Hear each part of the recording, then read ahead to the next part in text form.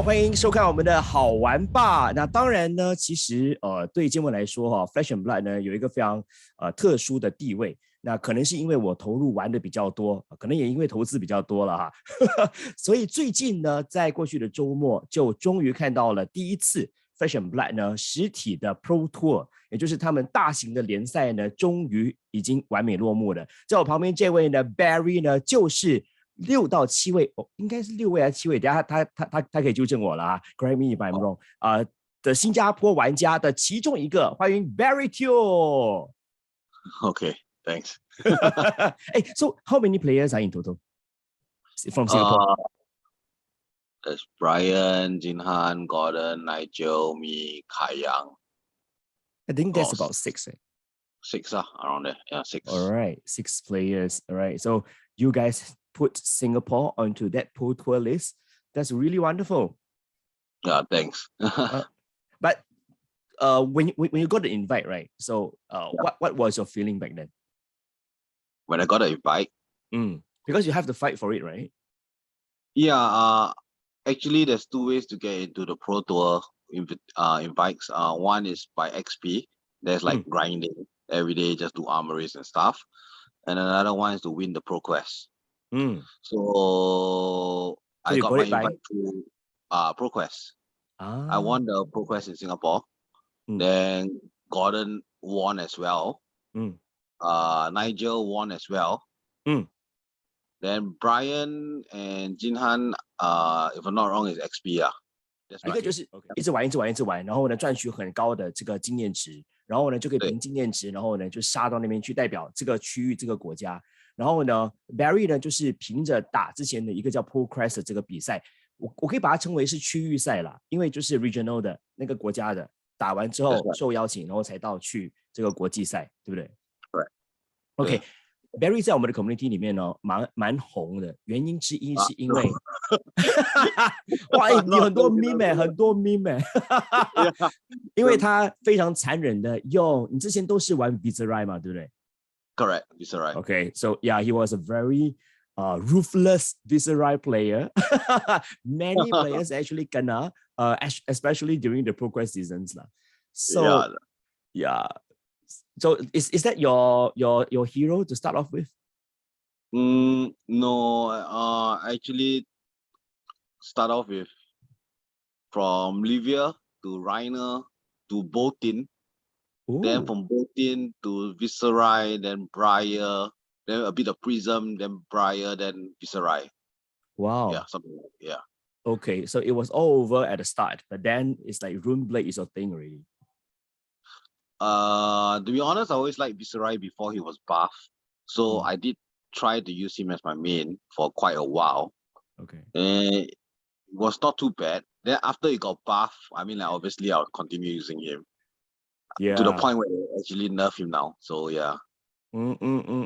Yeah, it was a pity. But nonetheless, so for this Pro Tour, right? So how do you prepare for it? Because there's errata, there's ban list coming up, then there's a lot of things going on before this Pro Tour. Yeah, so before this Pro Tour, I was actually practicing my Viserai against all matches. Then until they released the ban list and stuff, and and it's a bit of it's not a very good sign lah, to be honest, for me, because I don't like chain, number one. I never used chain, even during the Monarch era where he was the best. I was using Botin. So yeah, so I refuse to use chain. Then for Stavo, I feel that you don't really need, you only need half a brain to play it. So I don't really like it as well.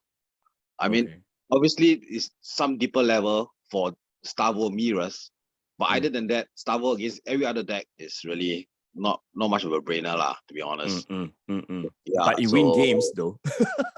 Yeah, you win games lah. That's why it's going Living Legend so fast, ma. Right now. Correct. Yeah. So so I tried. I went back to Briar and try, and it's not too bad. It's just that it's very weak against chain. I mean, I lost in my Pro Tour. I made it to day 2 with my Briar. In day 1, I wanted to beat Prisms because I really were I mean, it's favored for me against Prisms, but I didn't meet any Prism in day one. Mm. I met like I lost to, so there's 7 games. Yep. I lost to 2 Stavos and 1 Chain. Oh. But I won the rest of my matches. I won 1 Chain and the rest is all Stavos. Barry actually entered the day 2 with 4-3. Am I correct? Yeah, day 1 is 4-3, which is not very good, but you can make it to day 2. But you have to win at least, you cannot lose more than, you cannot, wait, is it 4-3? Yeah, 4-3. I think 4 is the requirement minimum to enter day 2, right? Yeah, day 2, that's right. So in day 2, I wanted to try to win it all and see whether I can get at least top 32. I mean, it's very hard to get in top 8 already, to be honest, unless you are really very lucky. But I just want to see where I can go. Then then I lost to a Chain again, which is so hard. Then I lost to another Stavo. The Stavo just, I mean, like, he go first, then he just fuse me and continue until I die. So basically, that was bad. So after I lost 2 more games, after winning like 3 Prisms, then I stopped already. I just dropped out and go for side events. So your final score is how many wins and how many lose? It's it's 7-5. Then I drop out. Oh, so you drop out. Yeah. Okay. Yeah, I drop out. I didn't continue because there's no use to continue anymore. All right. You know what? Because the day 2, the first game I lost, so it was really very hard. I was yeah. Got it. 7-5, then I just drop out lah. Yep. Because it's like the final 8, right? They have at least 11 wins, if not 12. Yeah, but that's for top 8. I was trying to get to top 64, 32, at least get a bit of side prizes. But so hard. Yeah, of course, the really prizes is one of the factor that they put everybody in. But I think it's, but the other factor is actually to be there to be able to experience everything because I think in our region, it might be too early to say maybe should one day that Singapore hold a calling or hold a pro tour, the crowd will be that massive too. But I think it's nothing to compare that you fly all the way to the other side of the globe just to test out your deck and then to try your skills and then to play against players from all around the world. I think that's totally different experience. Yeah, that's true. And there's a reason why my background is a chain because ultimately the champion is a chain. But it took some of the players, some of the community, some surprise though that chain actually crawl out to the champion.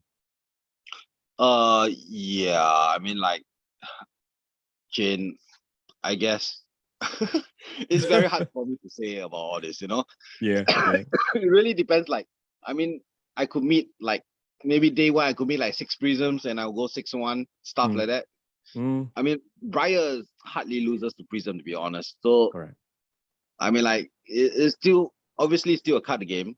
Luck is involved. But I'm not saying he's not skilled. Obviously he's skilled because when I play in the Pro Tour and I play in the side events, you can really tell the difference between skill level between players.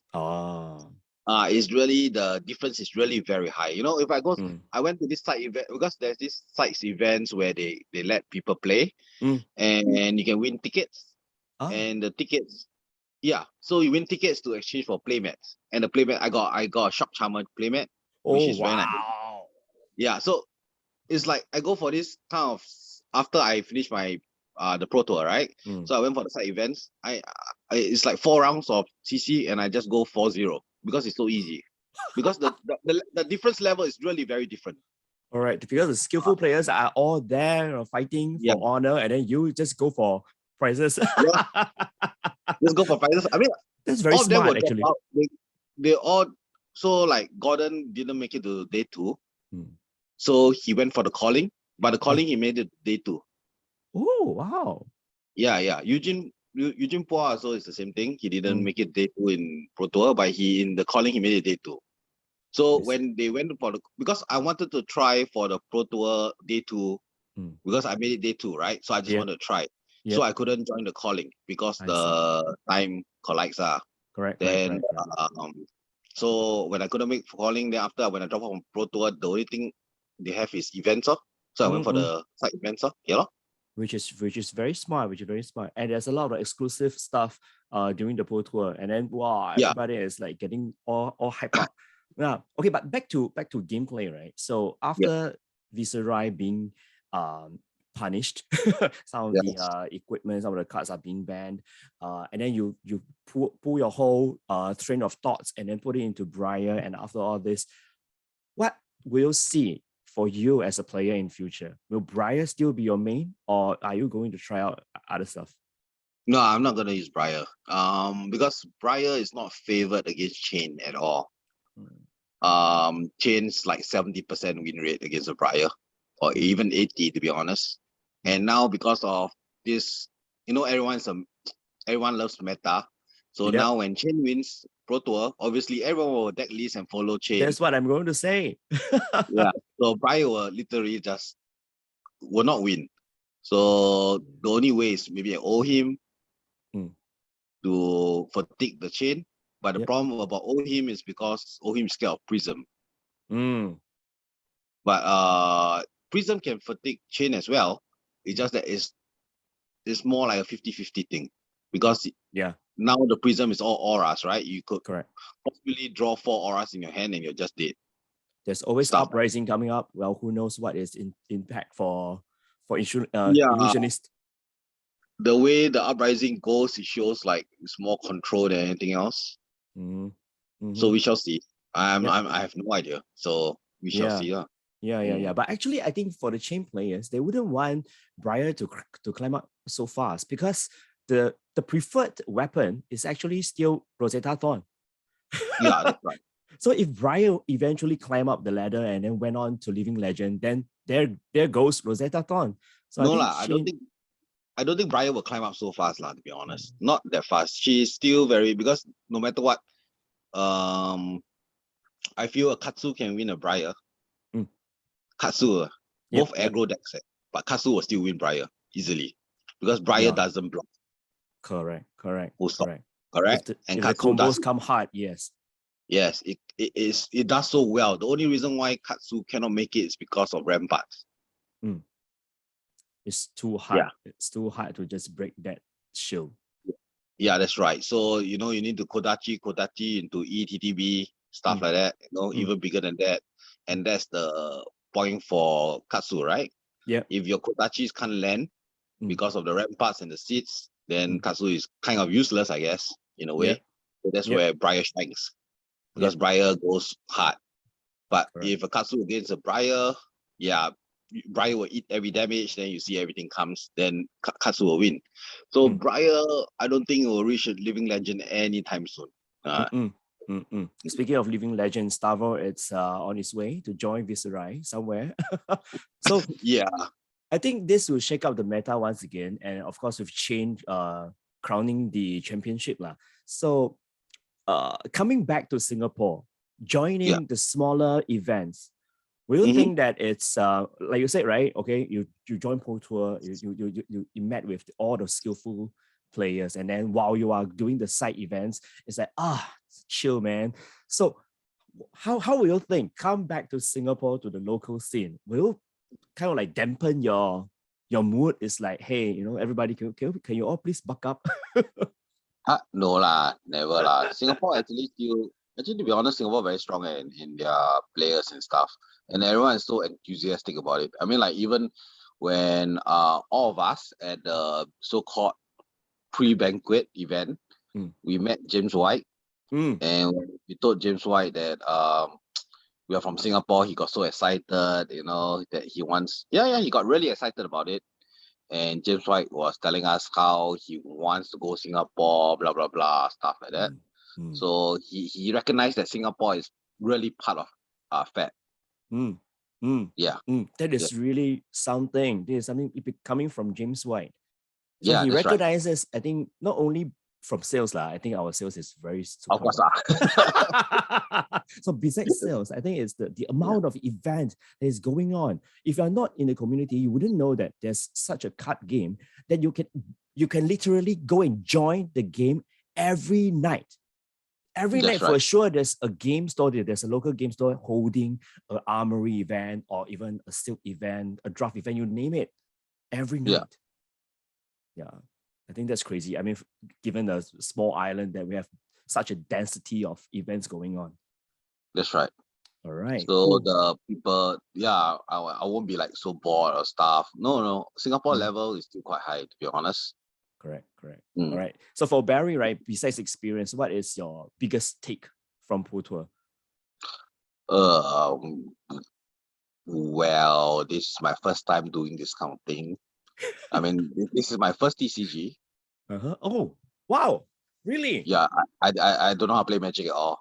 If anyone asks me. I mean, like, obviously I know how to play Hearthstone, but it's an online thing. Yeah. But this is my first TCG so I just do this for once a lifetime experience And anyway, are you sure once in a lifetime? Once a lifetime because I win the Pro Quest, that's why I go. If I never win Pro Quest, I won't go on. I mean, I still made it for the XP part because I play a lot But if I never won the Pro Quest, then I don't think I'll go Yeah.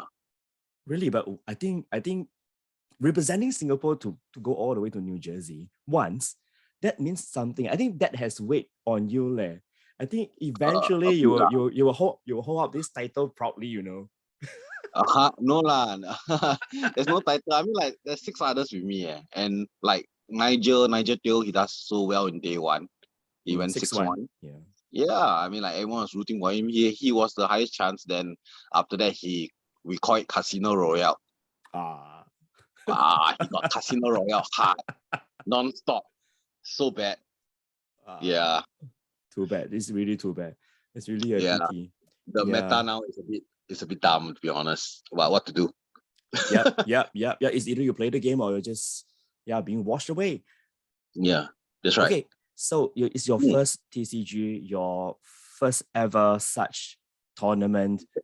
How supportive it is that the people around you're going all out for this? It's a hobby. They know it's a hobby for me, and so they're okay. I no problem. Okay, it's like, there are athletes fighting for in SEA Games. They're like fighting for medals for Singapore But people would think that, hey, it's a card game. You still have to pay for your own air tickets and all, and then fly all the way there just to play a three days game. That's why I say, if I never win Progress, I won't go, because Progress, then I sell the gold for him. That's very true. It might sound crude that, hey, you know what, people fight for honor, and then this guy just sell off the prizes. But hey, you know what? If you really want this to go on and sustainable, you have to get funds from somewhere. So being good and good enough to win the prizes, and then their market to sell it off to fund further tournaments, why not?